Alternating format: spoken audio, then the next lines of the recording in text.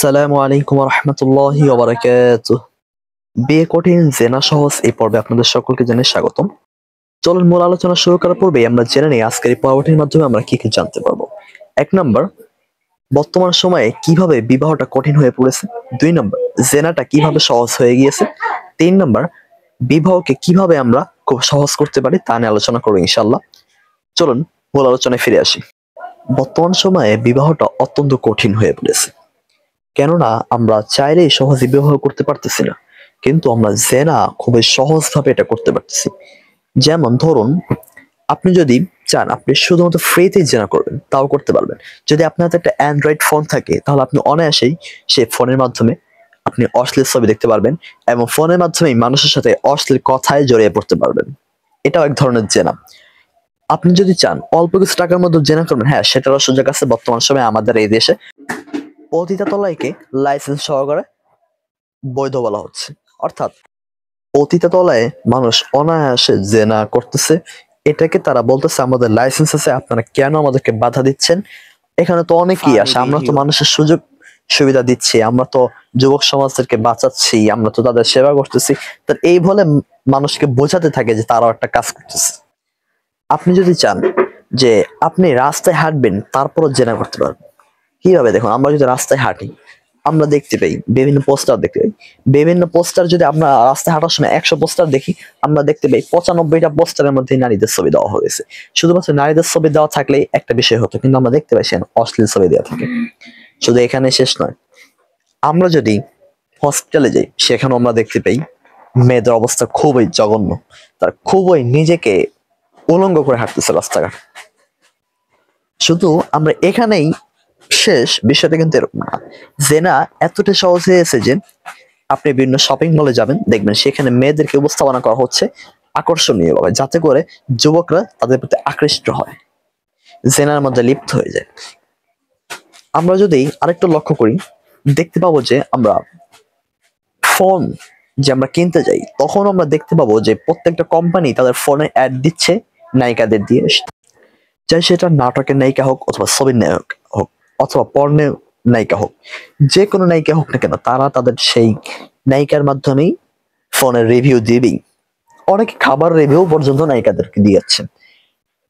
অর্থাৎ মোট কথা হলো, আমাদের সমাজে জেনাটা এতটাই কাছের জিনিস যে আপনি মন চাইলে জেনা করতে পারবেন। আপনার কাছে যদি সামান্য কিছু টাকা থাকে, ৩০০-৪০০ টাকা থাকে, আপনি জেনা করতে পারবেন। কিন্তু বিবাহের ক্ষেত্রে জানা যেটা হালাল আল্লাহ বৈধ করছেন, সেটার ক্ষেত্রে গেলে আপনার প্রথম প্রশ্ন হবে, তুমি কি বাবা আমার মেয়েকে খাওয়াতে পারবে? এরকম সামর্থ্য তোমার আছে? তুমি কত হাজার টাকা স্যালারি পাও? তুমি কয় লাখ টাকা দেনমোহর দিতে পারবে? তোমার কি একটা আলাদা রুম আছে?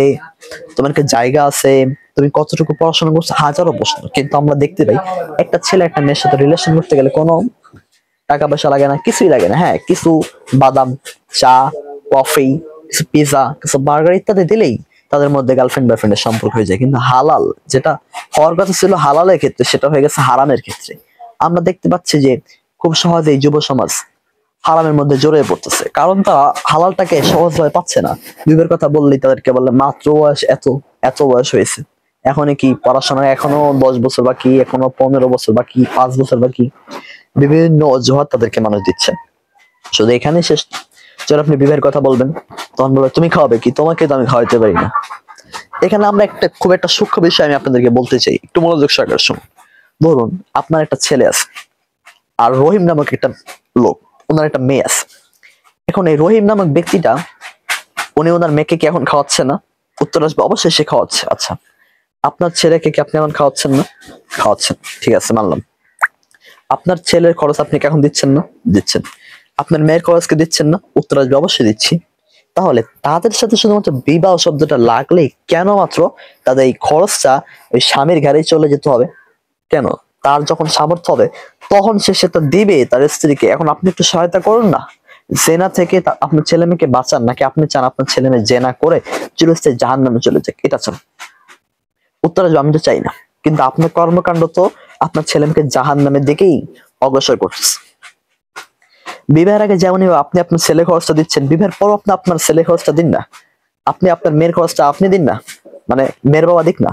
শুধুমাত্র তাদের সাথে বিবাহ শব্দটা লাগলেই কেন তার খরচটা তার স্বামীর উপর চলে আসবে? এখন তো আর সে সামর্থ্যবান না, যখন সামর্থ্য হবে তখন সে চালাবে না। এখন আপনি বলবেন সামর্থ্যবান ছাড়া তো বিবাহ দেওয়া যায় না। আরে ভাই, বিবাহটাকে আমরা সহজ করি না। সামান্য কিছু টাকা তাকে বিবাহ করে আমরা তাকে সামান্য কিছু উপার্জনের পদ্ধতি দেখিয়ে দিই, তাকে কিছু টাকা দিয়ে দিই যে তুমি করো। আমরা এটাও পাই না, আমরা 4-5 হাজার টাকা দিয়ে ঠিকই পড়াশোনা করাইতে পারি ছেলে মেয়েদেরকে, কিন্তু এই 2-3 হাজার টাকা দিতে পারি না তাদেরকে, যে 2-3 হাজার টাকা দিলাম তুমি কিছু ব্যবসা করো, তুমি কিছু একটা করো, তোমার স্ত্রীকে চালাও, সেটা আমরা দিতে পারি না।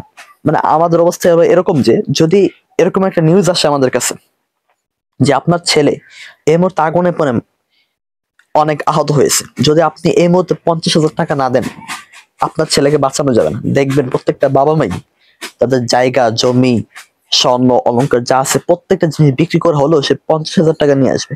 কিন্তু এদিকে আপনার ছেলে মেয়ে চিরস্থায়ী ভাবে জাহান নামে চলে যাচ্ছে, সেখানে খবর নাই। সেখানে 10 থেকে 20 হাজার টাকা খরচ করতে গেলেই আপনাদের সমস্যা। আমরা পারতেছি না, তোমাকে খাওয়াতে পারি না, তোমার বউকে খাওয়াবো কি, তোমাকে আমি খাওয়াতে পারি না, তোমার হাজবেন্ড কে খাওয়াবো কি, তোমার হাজবেন্ডকে আমি কি দিব, কিভাবে চালাবো, এগুলো সমস্যা। অথচ আপনার ছেলে মেয়ে যে রিলেশনে হাবুডুবু খাচ্ছে সেটার দিকে কোনো ভ্রুক্ষেপই নেই। এমন অনেক বাবা মা এই কথাও বলে যে এই বয়সে একটু একটু করবেই, এটা কোনো বিষয় না। অনেকে জানে আমার ছেলে মেয়ে রিলেশনে আছে, অনেকে জানে আমার ছেলে মেয়ে বালে হয়েছে, সে গোসল করতেছে, সে পর্ণ ভিডিও দেখতেছে, সে হস্তমৈথুন করতেছে, সে ছবি দেখতেছে, গান শুনতেছে, নাটক দেখতেছে, নামাজ কালাম পড়তেছে না, রোজা রাখতেছে না, সিয়াম সাধনা করতেছে না, তারপরও তার বাবা মার ভ্রুক্ষেপ নেই, সেজন্য দেখেও দেখে না। তার একটাই অজুহাত, আমি গরিব, আমি তোমাকে খাওয়াইতে পারি না, আমি কিভাবে চালাবো। অথচ আল্লাহ কিন্তু বলছেন আপনি বিবাহ করেন, আমি আপনাকে সমর্থন বানিয়ে দিব। মানে আমাদের অবস্থা এরকম যে কারণে সব আয়াত মানি, বিবাহের ক্ষেত্রে একটা মানি না, জিহাদের ক্ষেত্রে একটা মানি না। কেন? এখানে মানলে তো ভাই আমার উপর চাপ চলে আসবে। মানে আমাদের অবস্থাটাও এরকম হয়ে গেছে। আর আমরা যারা ছেলে মেয়ে আছি তাদেরও চিন্তা চেতনা এরকম হয়েছে যে আমি বিবাহ করবো একটা সেই হাট্টা কাট্টা একটা লোককে বিবাহ করব, তার এত টাকা থাকবে, এত টাকা থাকবে, সে আমাকে এইটা দিবে সেইটা দিবে। আমরা কিন্তু হযরত ফাতেমা রাদিয়াল্লাহু তাআলা আনহার ইতিহাস ভুলে গেছি, আয়েশা রাদিয়াল্লাহু তাআলা আনহার ইতিহাস ভুলে গেছি, আরো বিভিন্ন যারা মহিষী আছে তাদের জীবনে আমরা ভুলে গেছি। তারা কি চাইতো আর আমরা কি চাই। আমাদের ছেলেদের অভ্যাস হলো আমরা যৌতুক নেবো, যৌতুকটা তো হারাম, আমরা কেন নিবো যৌতুকটা? এটা নিচু স্বভাবের পরিচয় বহন করে, আমরা কেন নিচু স্বভাবের পরিচয় বহন করব? আমরা মেয়েরাও আছি, তারা বলি আমার স্বামী আমাকে এত বড় স্বর্ণ দিবে, এত বড় রূপা দিবে, নতুবা আমি যাবো না। কেন? বল, আপনি যদি একটু নরম হন, আপনি যদি আপনার বাবা মাকে এভাবে বোঝান, আমাকে যদি কোনো দিনদার ছেলে এসে বলে আমি আপনার মেয়েকে বিবাহ করতে চাই, আপনি বলুন ঠিক আছে বাবা, আমি তার সাথে চলে যেতে রাজি হয়ে যাব। আর ছেলেরাও না, তাদের বাবা মাকে বোঝান, বাবা আমার বয়স হয়েছে, আপনি আমাকে বিবাহ করে দিন, নতুবা আমাদের সমাজে অনেক সমস্যা হবে, আমি জেনা লিপ্ত হয়ে যাওয়ার সম্ভাবনা রয়েছে। আমরা এরকম বোঝাই, কিন্তু ব্যাপারটা হলো ছেলেরাও আমরা বোঝাইতে চাই না, না বুঝে আমরা রিলেশনে জড়িয়ে পড়ি। অনেকে আছে বাবা মার কাছে বলতেই ভয় পেয়ে, তো আপনি ভয় পাওয়ার কথা না, আল্লাহ বলছে বলেন, আপনি আপনি চেষ্টা তো করবেন। মেয়েরাও যদি বাবা মাদেরকে এরকম ভাবে বোঝায় তাহলে একদিন তারা ঠিকই মানবে। কিন্তু আমরা হলাম বেতু, আমরা বাবা মার কাছে বলতে ভয় পাই, কিন্তু আল্লাহ নাফরমানি করতে কোনো ভয় পাই না। আল্লাহর যে নাফরমানি করতেছি সেটা আমাদের মাথায় থাকে না। আমরা সকালে চিন্তা করি বাবার কাছে বললে বাবা কি বলবে, মেয়ে পেকে গেছে, ছেলে পেকে গেছে, বড় হয়ে গেছে, এখনই খারাপ হয়ে গেছে, কতটুকু বয়স, এখনই বিবাহ করো। মানে আমরা কিভাবে যে আল্লাহ নাফরমানি করবে সেই দিকে দৌড়াচ্ছি, কিভাবে যে আল্লাহর ইবাদতের দিকে আমরা অগ্রসর হবে সেই দিকে আমাদের কোনো চিন্তা চেতনাই নেই। বিবাহটা কিন্তু এতটাই কঠিন করে ফেলেছি যে দেখুন আমাদের শিক্ষা সিলেবাসটার মধ্যে একটা ষড়যন্ত্রের ঘ্রাণ পাওয়া যায়। আমি আজকে কোনো স্কুল কলেজের ছাত্রছাত্রীদের শিক্ষা সিলেবাস নিয়ে কথা বলবো না, আমি আমাদের মাদ্রাসার সিলেবাসটা নিয়ে কথা বলতে চাই। একটা ছেলে গড়ে আপনার 13 থেকে 14 বছর বয়সে হাফেজ হয়, এরপর বর্তমান সময়ে কমি নেশাব হলো 11 বছরে, মাদানী নেশাব 7 বছরে। তা বেশিরভাগ ছাত্র আপনার কমি নেশাবে বর্তমান সময় পড়তেছে।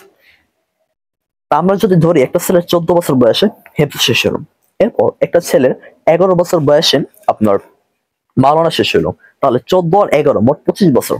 এরপর 25 বছর বয়সে বর্তমানে এমন একটা সময় এসেছে যে সময় আপনার মুফতি না হলে চাকরি নিতে চান। আচ্ছা মুফতি ধরেন 1 বছর পড়লাম, এই 26 বছর, এই 26 বছর পড়াশোনা করার পর আমার একটা চাকরি লাগবে এখন। মানে বর্তমান সময়ের যেই ব্যবস্থাটা হয়েছে আমাদের বিবাহের ক্ষেত্রে সেটা বলতেছি, আমার চাকরি লাগবে। এখন আমরা একটা চাকরি নিলাম, নেওয়ার পরে এখন আমার টাকা গোছাতে ধরেন আরো 6 মাস লাগলো, ধরেন 26 বছর 6 মাস হয়ে গেল, এরপর পাত্র পাত্রী খুঁজে বের করতেই তো আমার আরো 6 মাস চলে গেল। এই 27 বছর বয়স। আর একটা ছেলের বিবাহের প্রয়োজন হয় 15 বছর বয়স থেকে, মেয়ের প্রয়োজন হয় 12 থেকে 13 বছর বয়সে। আচ্ছা আপনি বলেন এই 12 থেকে 13, 15 বছর থেকে 27 বছর বয়স পর্যন্ত কি আপনার ছেলে মেয়ে জেনা করে নাই, পতিতালয় যায় নাই, মেয়েদের সাথে যে সম্পর্ক করে নাই, প্রেজিং করে নাই, এটার কি কোনো গ্যারান্টি আছে?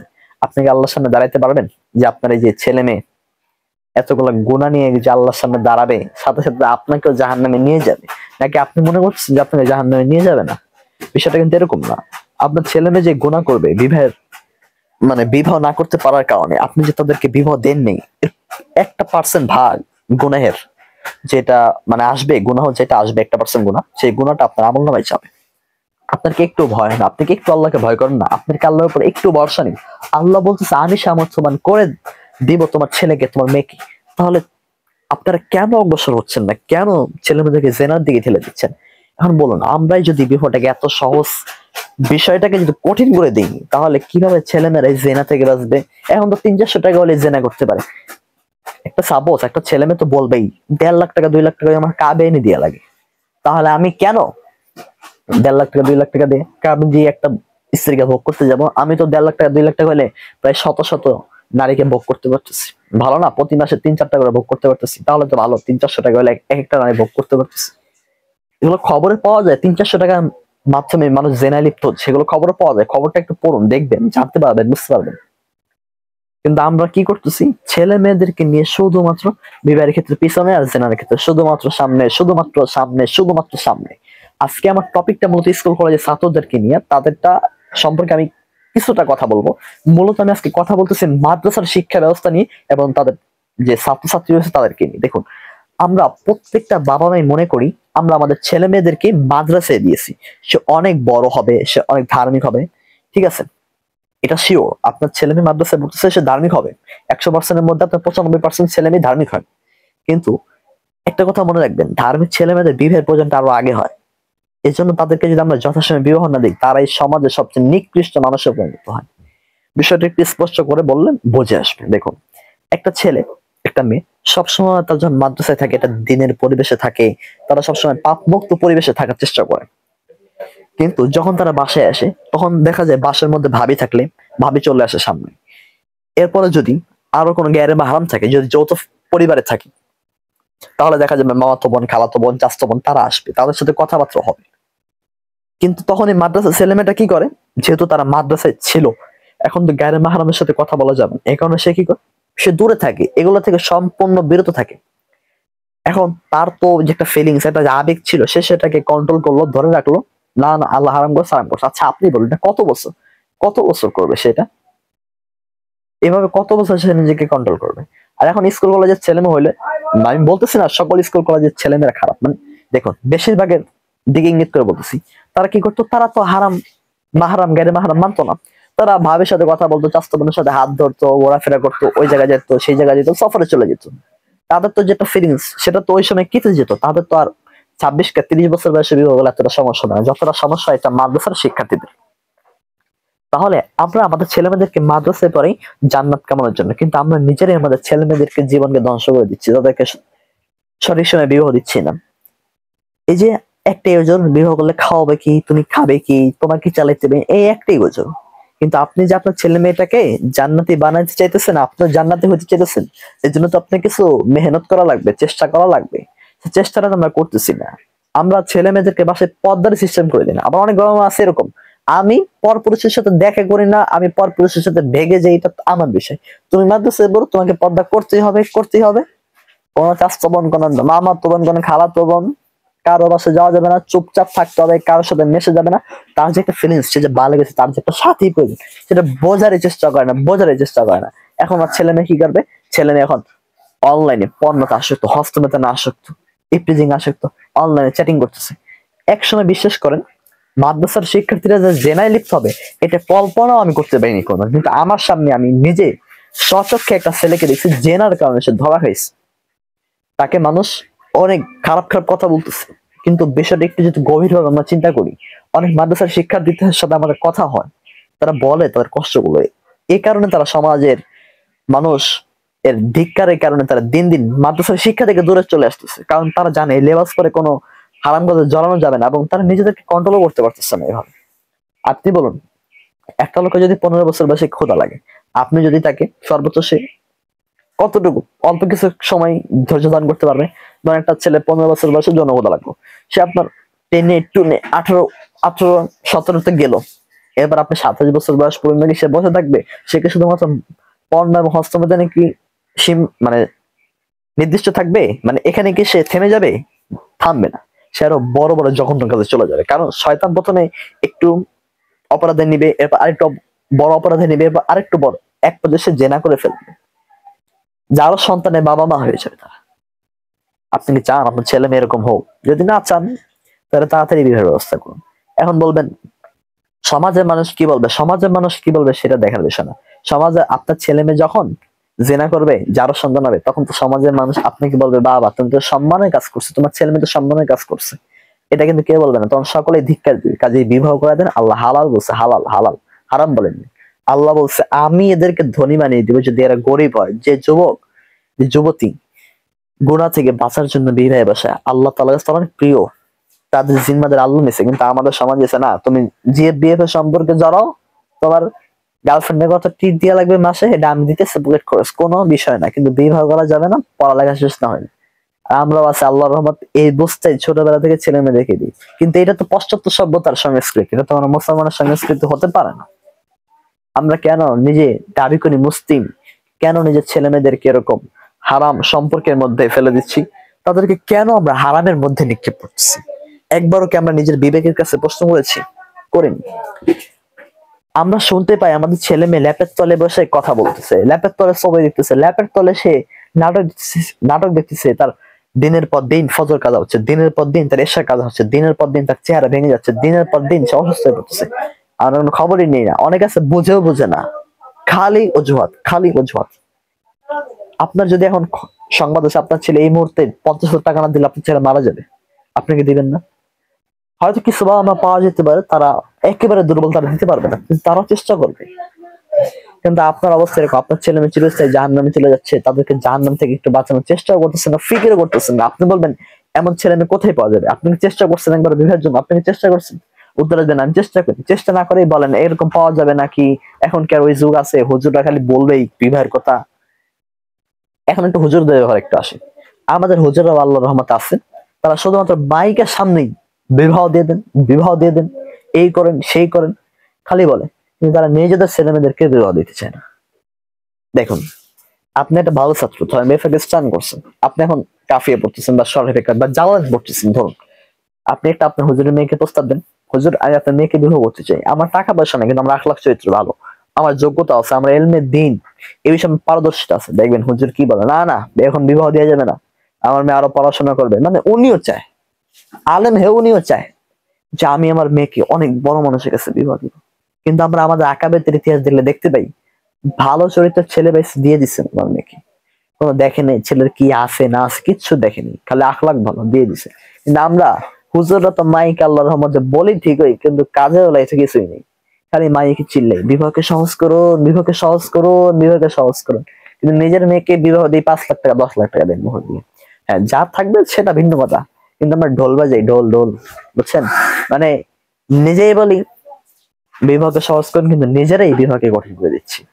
ওলামা ইকরামের কাছ থেকে সাধারণ মানুষ শিখবে, ওলামা ইকরাম তাদের ছেলে মেয়েদেরকে বিবাহ দিক না তাড়াতাড়ি, বিবাহকে সহজ করে দিক, তাদের দেখা দেখে আলেমদের দেখে, মানে আলেমদের থেকেই তো সাধারণ মানুষ শিখবে। কিন্তু আলেমরাই তো দূরে, আলেমরাই তো তাদের ছেলে মেয়েদেরকে বিবাহ দেয় না, সাথে সাথে সে নিচে বিবাহ দেয় না। আমার এক ওস্তাদ, উনি ওনার ছেলে বয়স 27, মাগরিবের সময় উনি ঘুরতেছে এক মেয়ের সাথে, কিন্তু ওনার বাবার খবর আছে, ওনার বাবা মুহাদ্দিস মানুষ, উনি বলে আরো 1 বছর পড়ুক ছেলে, তারপরে বিবাহ দিয়ে। সে মাওলানা শেষ, হাফেজ শেষ, মুফতিও আদব পড়তেছে, আদবও প্রায় শেষ পর্যায়ে, বলতেছে আরো মুফতি পড়ো, খেদমত করো, মানে আরো 3-4 বছর পরে বিবাহ দিবে। 30 বছর বয়সে ছেলে তো এখনই গেছে, তো এখনই মাগরিবের সময় আপনি ঘুরে বেড়ায়, মেয়ের সাথে ঘুরে বেড়ায়। আমার নিজের চোখে থাকে, কোনো ঘটনা বলতেছি না, সব আজকের পর্বটাই মূলত বাস্তব কাহিনী সম্মত। এই কারণে আমি আজকের এই পর্বের মধ্যে কোনো কোরআনের আয়াত বলতেছে না, হাদিসও বলতেছে না, শুধুমাত্র সমাজের চিত্রটা একটু তুলে ধরতেছে। আর ভিডিওটা এমন ভাবে বানিয়েছি যাতে করে আপনারা যারা আলেম আছেন, যারা তালিবুল ইলম আছেন, যারা পিতামাতা আছেন, যারা স্কুল কলেজের ভাই বোনেরা আছেন, সকলে যেন দেখতে পারেন, বুঝতে পারেন কথাগুলো। কিন্তু আমরা কি করতেছি, বিবাহটাকে এত কঠিন, দিনের পর দিন বিবাহ কঠিন, দিনের পর দিন বিবাহ কঠিন, কঠিন করেই ফেলতেছি আমরা। আর আমাদের শিক্ষা সিলেবাসটা এরকম, 27-28-এর নিচে পড়াশোনা শেষ হবে না, বিবাহ তো দূরের কথা। কেন ভাই? বিবাহ করলে বলে পড়াশোনায় খরচ হবে, এই যে এটা হলো আরেক এক ফেতনা। বিবাহ করলে পড়াশোনায় ক্ষতি হবে, বিবাহ করলে বাবা মার প্রতি টেক কেয়ার করবে না। যে ছেলে বাবা মার প্রতি টেক কেয়ার করবে সে বিবাহের পরেও করবে, বিবাহের পরেও করবে, আগেও করবে পরেও করবে, অর্থাৎ সে পরিবর্তন হবে না। আর যদি বিবাহের কারণে পড়াশোনায় নষ্ট হতো তাহলে আল্লাহ বিবাহের কথা বলতো না। একটা যুক্তি দিলে বুঝে আসবে। আমরা তো এমন মানুষ যারা কোরআন হাদিস বিশ্বাস করতে চাই না, বিশেষ করে যুক্তি। এই কারণে আজকের পর্বটা যুক্তির মাধ্যমে ইনশাআল্লাহ তুলে ধরবো আজকে সবকিছু। দেখুন, আপনার যদি একটা বাসায় একটা বউ থাকে, আপনার কি আর মন চাবে তখন গার্লফ্রেন্ডের সাথে কথা বলি? তখন কি আর মন থাকবে না যে গার্লফ্রেন্ডের সাথে কথা বলি, একটু চ্যাট করে, একটু পর্নো ভিডিও দেখি, আসমানে দেখি? আর আমার যখন প্রয়োজন, আমার তো বাসায় বউ আছে, তার সাথে সেরে ফেললাম, হয়ে গেল। কিন্তু যখন আপনার বউ থাকবে না তখন চিন্তা থাকবে, আমাকে গার্লফ্রেন্ড আছে, আমার একটা গার্লফ্রেন্ড নাই, আমি টেনশন, কবে বিবাহ করবো, যৌবন শেষ, সব শেষ, অসুস্থ হয়ে গেলাম, এই বয়সে হাড় ভেঙে গেল, মাজা ক্ষয় হয়ে গেল, চোখ পড়ে গেল, চোখ ভিতরে ঢুকে গেল, কত সমস্যা। সারাদিন ওই প্রেমের কাহিনী নিয়ে চিন্তা করবে, যদি আমি একটা গার্লফ্রেন্ড পাইতাম, একটা ভালো হতো, এরকম চিন্তা করে তো তার পড়াশোনার টাইম সে নষ্ট করতেছে। কিন্তু বাসায় একটা বউ থাকলে তার এরকম হতো? প্রয়োজন হয়েছে এবং সে প্রয়োজনটা মিটিয়ে নিত। কিন্তু আমরা কি করতেছি, আর অজুহাত দিচ্ছি যে না, বিবাহ করলে পড়াশোনা করতে হবে। মানে আল্লাহ যদি বলে ডানে, বান্দা যায় বামে। আল্লাহ যদি বলে সোজা, আমরা যাই পিছনে। আল্লাহ যদি বলে সোজা, আমরা যাই বাঁকা। যদি বলে সামনে, যাই পিছনে। মানে সব মঞ্চের জিন্দগি। একটা উদাহরণের মাধ্যমে বোঝার চেষ্টা করি বিষয়টা। ধরুন আপনি একটা মোটরসাইকেল আবিষ্কার করেছেন, এখন মোটরসাইকেলে যেখানে তেল ভরার কথা ওইখানেও তেল ভরতে হবে, নতুবা মোটরসাইকেল চলবে না। এটা যে মোটরসাইকেল বানিয়েছে সে বলে দিল আপনাকে, আর আপনি কি করলেন? না, আমার টাকা আমি কিনছি, আমি যেদিক দিয়ে মন চাই ওই দিক দিয়েই তেল ভরবো। মোটরসাইকেল কি চলবে না কি হবে? বাস্ট হবে। ছেলে মেয়ে এই যে এগুলা কে দান করছে? আল্লাহ দান করছে। আপনার উসিলা, জাস্ট আপনার মাধ্যম। আপনি যদি বলেন না, আমার ছেলে আমার মেয়ে যেভাবে চালাবো সেভাবেই চলবে, তাহলে ওই যে মোটরসাইকেল যেরকম বাস্ট হবে না, আপনার ছেলে মেয়ে বাস্ট হয়ে আপনার ইজ্জত একবারে আকাশচুম্বী করে দিন ইনশাআল্লাহ। দেখবেন বেশি দেরি না, যে সমাজ যেরকম চলতেছে না, অতি শীঘ্রই দেখতে পারবেন মাদ্রাসার ছাত্র পণ্য দেখতেছে ক্লাস ইনশাআল্লাহ। হ্যাঁ, দেখা যায় অনেক মাদ্রাসা একটু খোঁজ খবর নেই, একটু ছাত্রদের সাথে ক্লোজ হন না, দেখবেন তারা আসলে অনেকে আছে সিভিল ড্রেসে তারা হলে যাচ্ছে, সিভিল ড্রেসে তারা ছবি দেখতেছে, সিভিল ড্রেস তারা পণ্য দেখতেছে, তারা বিভিন্ন খারাপ কাজে জড়িয়ে পড়তেছে, তারা হস্তমেথেল নিতে। এখন দেখবেন ফেসবুক খুললেই আল্লাহর রহমতে দেখবেন মেয়েরা বোর কাপড়ের টিকটকে আছে, ছেলেরা দেখবেন চ্যাটিং এ আছে, কোনো পড়াশোনা আগ্রহী নেই। আর বর্তমান সময় এমন ফেতনা, যেখানে যেমন সেখানে মহিলাদের ফেতনা আছে। এমন সময় তো বিবাহ আবশ্যক, ফরজ হয়ে গেছে, কেন আমরা করি না? আর বর্তমান সময় আরেকটা ফেতনা দেখবেন, এখন নতুন একটা ফেতনা বেরিয়েছে, মহিলারা আল্লাহর রহমতে কি যে বোঝ আসছে তাদের, আল্লাহ ভালো। তারা শীতকাল হয়েছে, এখন দেখবেন তারা ওই হাঁসের মাংস, গরুর মাংস, খাসির মাংস, মুরগির মাংস, বিভিন্ন রুটি নিয়ে তারা শীতকাল আসছে বসে পড়ছে। এই যে 1 মাস থেকে এরকম আমি দেখতেছি, খালি চতুর্দিকে খালি মহিলারাই দোকান, বিজনেসম্যান মহিলারা হয়ে গেছে, পুরুষরা নাই।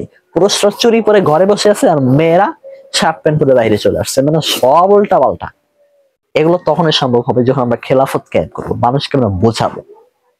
আচ্ছা, এতক্ষণ তো আমরা বুঝলাম বিবাহটা কঠিন কতটা। এখন একটু সহজ বিষয়ের দিয়ে একটা কথা বলে ইনশাল্লাহ বলবো পদক্ষেপ গুলো কি নিব। দেখুন, আল্লাহ বলছে তুমি যতটুকু তোমার সামর্থ্য আছে, তুমি ততটুকু সামর্থ্যের মধ্যে যখন প্রাপ্তবয়স্ক হও, একটা প্রাপ্তবয়স্ক মেয়েকে সাক্ষীর মাধ্যমে বিয়ে করে ফেলবে। সহজ বিষয় না। আমরা কি করছি? দেন মদ দিতে হবে, এই দিতে হবে, সেই দিতে হবে। আল্লাহ রাসূল বলছে টাকা না থাকলে না ছাগলের মাধ্যমে অলিমা করো, অলিমা বরকত। কিন্তু আমরা কি করি? গায়ে হলুদ, বরযাত্রী, বরযাত্রী গেট, এরপরে কার্ড দিয়ে মানুষকে আহ্বান করি। 5 লাখ টাকার নিচে কোনো কাবিন হবে না ভাই, 5 লাখ টাকার নিচে কাবিন হবে না।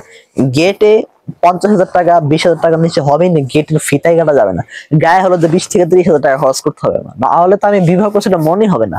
ফেসবুকে পোস্ট দিতে হবে, না হলে আমি কি আর বিবাহ করলাম। মানে আমাদের যত সব লৌকিকতা বিবাহের মধ্যে ঢুকিয়ে দিয়েছে আমরা। তাহলে বিবাহটা কিভাবে সহজ হবে? আমরাই যদি মুসলিম দাবি করি, আমাদের তো ধিক্কার, মুসলিম দাবি করা আমাদের তো খাটে না। বিধর্মী দাবি করবেন আজকে থেকে, বুঝছেন? যারা আল্লাহর এই বিবাহের আয়াত মানেন না, জিহাদের আয়াত মানতে চান না, তারা আজকে থেকে মুসলিম দাবি করবেন না, বলবেন আমি মুসলিম না, আমি বিধর্মী। আল্লাহ বলছে যে ব্যক্তি আমার একটা আয়াত অস্বীকার করলো, সে মুসলিম হতে পারে না, সে কাফের, মানে কাফেরই।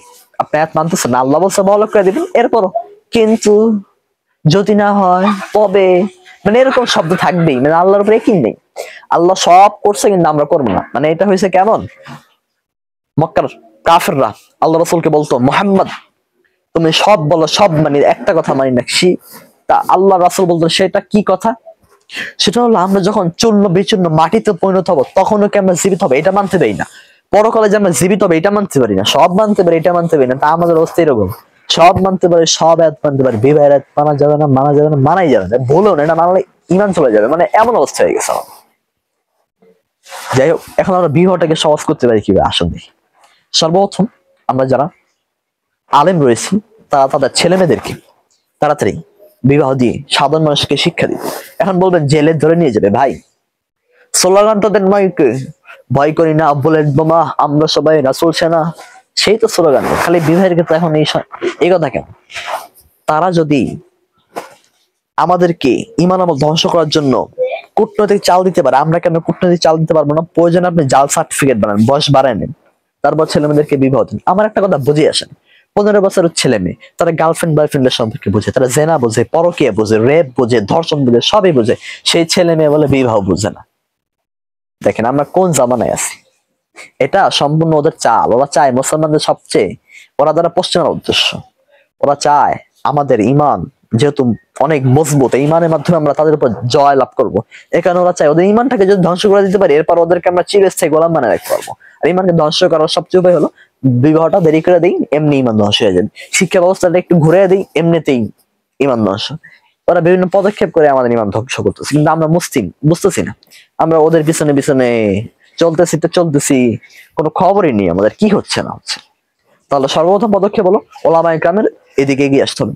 2 নাম্বার, আমরা যারা ছেলে আছি আমরা বাবা মাকে বলবো আমার বয়স হয়েছে, আপনি আমাকে বিবাহ দেন, আমার জেনা হয়ে যাওয়ার সম্ভাবনা আছে। আমি হস্তমৈথুনে মাস্টারবেশন, অর্থাৎ হস্তমৈথুন যেটাকে আমরা বলি ইংলিশে বলা হয় মাস্টারবেশন, পর্ন, নাটক, ছবি, গান ইত্যাদি আসক্ত হয়ে পড়তেছে, আমি নিজে কন্ট্রোল করতে পারতেছি না। দেখুন এগুলো লজ্জা পেলে হবে না, সরাসরি বলতে হবে, দেখতে থাপ্পড় খেলেও বলতে হবে।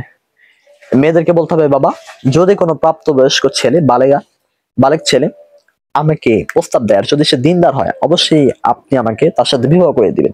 আফগানিস্তানে মেয়েরা বলে বালেগ হলে, মানে বালেগা হলে তারা বলে বাবা আপনি আমাকে বিবাহ করে দিন যাতে করে আমার গর্ভ থেকে সালাউদ্দিন নায়াবি বের হয়। আর আমাদের সমাজে মেয়েরা বলে আপনি আমাকে একটা হ্যান্ডসাম ছেলে, তার টাকা পয়সা থাকার জন্য এমন একটা ছেলের সাথে দিবেন যাতে করে আমার পেট থেকে শাকিব খান, ডিপজল বের হয়। মানে কোথায় আমরা মুসলিম, কি চাওয়ার, আমরা যে কি চেয়ে বসতেছি। আমাদের আইডল হয় শাকিব খান, নাটকের সে নায়করা আমাদের আইডল হয়, আমাদের আইডল হয় পর্ন স্টাররা, আমাদের আইডল হয় যারা নিজেদের জীবনে সুখী না তারা। অথচ বিশ্বনবী মুহাম্মদ সাল্লাল্লাহু আলাইহি ওয়াসাল্লাম আমাদের আইডল হওয়ার কথা ছিল, আজ আমরা তাকে ছুঁড়ে ফেলে দিচ্ছি। তার আমরা চরিত্রকে মানতেই আছি না, আমরা তাকে সম্পূর্ণভাবে ভুল বুঝতেছি, তাকে আমরা মনে করতেছি আনস্মার্ট, অথচ তিনি হলেন সবচেয়ে স্মার্ট পারসন। 3 নম্বর আমাদের যে কাজটা তা হলো আমাদের সমাজের মধ্যে কিছু ক্যাম্পিং করতে হবে, অর্থাৎ কিছু যুবকদের বোঝাতে হবে যারা ধর্মীয় লাইনে বর্তমান আছে, এদের মাঝে বিবাহের আলোচনা, তাদেরকে বিবাহের মাসালা, বিবাহ সম্পর্কে পশ্চিমারা যে সমস্ত ফিতনা ছড়াচ্ছে এগুলো সম্পর্কে তাদেরকে কিছু পড়াশোনা করাতে হবে। পড়াশোনা করিয়ে এরপর আপনারা নিজেরাই কিভাবে বিবাহটাকে সহজ করা যায় এই জন্য পদক্ষেপ নেবেন। পদক্ষেপ হিসেবে নিতে পারেন আপনারা একটা সংগঠন করবেন, সেখানে আপনারা কিছু টাকা জমা দিবেন। এরপর আপনারা খুঁজবেন ধার্মিক কোনো মেয়ে পান কিনা, আপনারা আপনাদের এই সমাজের মধ্যে থেকে যে কোনো একজন ধার্মিক ছেলে ধার্মিক মেয়ের সাথে বিবাহ দিয়ে দিবেন। এভাবে আপনারা কি করতে পারেন, বিবাহ ক্লাব গঠনের মাধ্যমে বিবাহ করে দিলে বিবাহটা সহজ হবে। আপনি যদি বলেন ভাই বিবাহ করা তো মারামারি হয়, তখন জ্ঞান জানি আমি ফেসে দিই, আমার জীবনে তো তেজপাতা। ভাই দেখুন জীবনে কিছু না বড় বড় পদক্ষেপ নিতে গেলে একটু একটু ফাঁসতেই হবে ভাই, এক পর্যায়ে আপনার কারণে এই দেশটা ঠিক হয়ে যাবে। দেখুন যখন হাসিনা সরকার ছিল তখন যদি ছাত্ররা বলতো যে না না আমরা হুঙ্কার দিব না, হুঙ্কার দিলে যদি আমরা মারা যাই, তাহলে কি এই দেশটা এরকম পেতেন আপনারা? স্বৈরাচারী মুক্ত দেশ পেতেন না। কিছু করতে গেলে কিছু একটা বিপদ আসবে, এটাকে আপনার মোকাবেলা করতেই হবে। তাদের অনেকের শহীদের বিনিময়ে আজ আমরা স্বৈরাচারী মুক্ত দেশ পেয়েছি। তারাও যদি এরকম পিছনে সরে যেত তাহলে কিন্তু আমরা স্বৈরাচারী মুক্ত দেশ পেতাম না। তদ্রুপ ভাই যারা আমরা বিবাহটাকে সহজ না করে আহারে বিপদ আসবে আমার উপর এবার পিছনে সরে যাচ্ছি, আল্লাহর কাছে কিন্তু কিয়ামতের দিন এর জবাব দিতে করতে হবে, এটা মনে রাখবেন, মনে রাখবেন, মনে রাখবেন। আর ধার্মিক ছেলেমেয়েরা কখনো এরকম বিশৃঙ্খল হবে না আমি আশা করি। হ্যাঁ দুই একটা হতেই পারে খেলাফে কেস, মানে নিয়ম পরিবর্তন ওরা হতেই পারে, এই জন্য যে আপনি দু একজনের জন্য যে সকলকে বল বুঝবেন বিষয়টা কিন্তু এরকম না। তাহলে সর্বপ্রথম কাজ হলো আমরা একটা ক্লাব গঠন করবো, মানে ক্লাব মানে কি কয়েকজন যুবক একসাথে একত্রিত হবো, সেখানে আমরা কিছু টাকা পয়সা দিয়ে যুবক ধার্মিক যুবতীর সাথে বিয়ে দিয়ে দিব তাদেরকে। আসলে বিয়েটা তো অনেক কথা একটু বেজে বেজে যাচ্ছে আমার, কারণ আমি একটু কাটাকাটির সময় পাচ্ছি না, আমার আবার একটু মাদ্রাসায় কাজও আছে, কারণ আমি খুব দ্রুত চলে যাচ্ছি। কিন্তু আমার অনেকদিন যাবত ইচ্ছা আমি বিষয়ে কিছু কথা বলি, নিজের মধ্যে অনেক কষ্ট চেপে রেখেছি এসব কথা ছাত্রদের কাছ থেকে শুনতে শুনতে শুনতে। আমিও তো ছাত্র, আমিও তো একজন ছাত্র, আমি তো শুনতেছি এরকম কথা, তো শুনি সকলের কাছ থেকে শুনি। এই হিসাবে মনে করেন বুকের মধ্যে একটা যন্ত্রণা, সেই যন্ত্রণাটার যে কথা, সমাধান টুকটাক আমি আপনাদের কাছে শেয়ার করতেছি। দ্বিতীয়ত আমরা যে কাজটা করব, আমরা আমাদের মহল্লার মধ্যে যারা নেতৃস্থানীয় আছেন তাদেরকে আমরা এই বিষয়টা বোঝানোর চেষ্টা করব। এরপর আমরা পেপারের মাধ্যমে বিষয়টা ছড়িয়ে দিতে পারি, আমরা বিভিন্ন পেজ খুলতে পারি, বিভিন্ন ইউটিউব চ্যানেল খুলতে পারি, বিভাগে কিভাবে সহজ কাজে এ সম্পর্কে বলতে পারি, বিভিন্ন সেমিনারে আমরা এই বিষয়গুলো বলতে পারি। হুজুরদের ডেকে আমরা এই মানে যা আমাদের বাবা মা আছে এদেরকে একটা তালিমের ব্যবস্থা করতে পারি। ওলামা ইকরাম এই বিষয়টা নিয়ে কথা বলবে, আমাদের বাবা মা থাকবে সেখানে, এরকম একটা ম্যানেজ করতে পারি, আমরা একটা সভা ম্যানেজ করতে পারি। এরপর আমরা যে পদক্ষেপগুলো নিব তা হলো, আমরা চেষ্টা করব কিভাবে জেনাটাকে কঠিন করা যায়। আমরা যদি কোথাও দেখি কাউকে জেনা করছে, তাকে তার বিরুদ্ধে আমরা কঠিন পদক্ষেপ নেব। ইসলামের যে সবাই বিধান রয়েছে আমরা সেগুলো প্রয়োগ তো এখন করতে পারবো না, আমরা তাকে পুলিশে দিব বিভিন্ন, মানে আমরা একটা তাকে, সে যে অন্যায় করতেছে এই কারণে আমরা তার প্রতিবাদ করবো। এখন প্রতিবাদ করতে গেলে সে কিন্তু আমার উপর হামলা করতে পারে, এই কারণে আমাদের একটা সংগঠন হতে হবে, যাতে করে আমাদের সংগঠনকে তারা ভয় পায়, আমাদেরকে তারা যেন হিংসা থাবা না দিতে পারে। আমাদেরকে এরকম হতে হবে, মানুষকে বোঝাইতে হবে এই বিষয়ে, বা আমাদেরকে উদ্বুদ্ধ করতে হবে। তাহলে আমি আশা করি বিবাহটা সহজ হয়ে যাবে। এরপর যারা অল্প বয়সে বিবাহ করেছে তারা জীবনে কি কি লাভ পেয়েছে এগুলো আমাদেরকে মানুষের সামনে তুলে ধরতে হবে।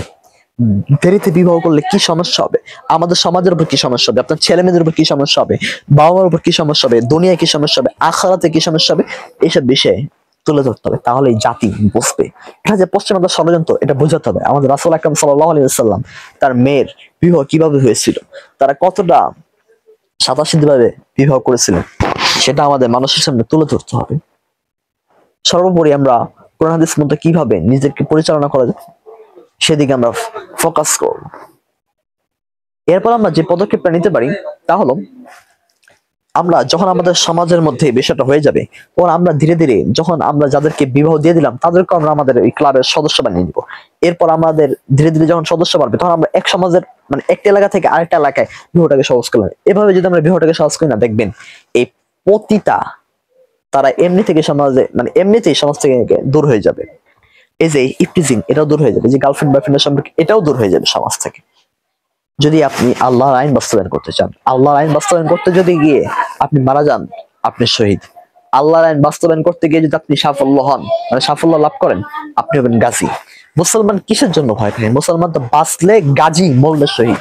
মুসলমান তো এমন, তার হিম্মত, তার ইচ্ছা তো এরকম থাকবে। কিন্তু আমরা কিরকম হয়ে গেলাম, আমরা হারামকে আরো সাপোর্ট করতেছি। আমরা ফেসবুকে, ইউটিউবে আমরা ইসলামিক বিষয়গুলো ছাড়ি, ইসলামিক বিষয়ের পক্ষে আমরা লেখালেখি করি, আমরা গার্লফ্রেন্ড বয়ফ্রেন্ডের সম্পর্কের বিরুদ্ধে কথা বলি, আমরা বিভাগে সহজ করি। এই বিষয়টা বাবা মাকে বোঝাবো। আমরা বিভিন্ন লেকচার, বিভিন্ন বই লেখালেখি করি, বিভিন্ন ওলামা ইকরামের সাথে মাশওয়ারা করি। ধর আমাদের যে সমস্ত পিতামাতা একটু টুকটাক দিনদার আছে, বা একেবারে দিনদার না কিন্তু হুজুরদেরকে শ্রদ্ধা করে, কোন নিকটস্থ কোনো হুজুরের কাছে নিয়ে গিয়ে তাদেরকে আমরা বিষয়টা বোঝানোর চেষ্টা করি, তাহলে আশা করি এই বিষয়গুলোর সমাধান হয়ে যাবে। অর্থাৎ বিষয়টা আমি কোনো প্রস্তুতি ছাড়াই আজকে ভিডিওটা করলাম। মূলত যে কথাগুলো আমি সাধারণত ছেলে মেয়েদের মুখে শুনি, সে কথাগুলো আমি আপনাদের সামনে আজকে তুলে ধরলাম। কারণ আশা করি আপনারা আমার কথাগুলো যদি একটু এলোমেলো হয়ে গেছে, একটু সাজগোজ করে বিষয়টা একটু ভাববেন, চিন্তা করবেন। এরপর আপনারা কি কি পদক্ষেপ নিলেন এবং আমরা আরো কি কি পদক্ষেপ নিতে পারি, যদি আপনাদের কাছে আরো ভালো কোনো পদক্ষেপ থাকে তাহলে অবশ্যই আপনারা ভিডিওতে যে কমেন্ট বক্স রয়েছে সেই কমেন্ট বক্সে আপনারা লিখে যাবেন। এবং আপনাদের প্রত্যেকের মধ্যেই কি এরকম সমস্যা আছে, বা আপনাদের সমাজের কি এরকম সমস্যা আছে থাকলে, বা কার কি সমস্যা আছে, এই সমস্ত সমস্যা নিয়ে তারা ইনশাল্লাহ আমাদের কমেন্টে জানাবেন। আমরা ইনশাল্লাহ আপনাদের জন্য এই সমস্ত সমাধান, মানে এই সমস্ত সমস্যার সমাধান কিভাবে করা যেতে পারে তা নিয়ে ভিডিও নিয়ে আসার চেষ্টা করব। আজকের মতো আমরা আমাদের এই পর্বটি এখানে শেষ করতেছি। আসসালামু আলাইকুম ওয়া রাহমাতুল্লাহি ওয়া বারাকাতুহু।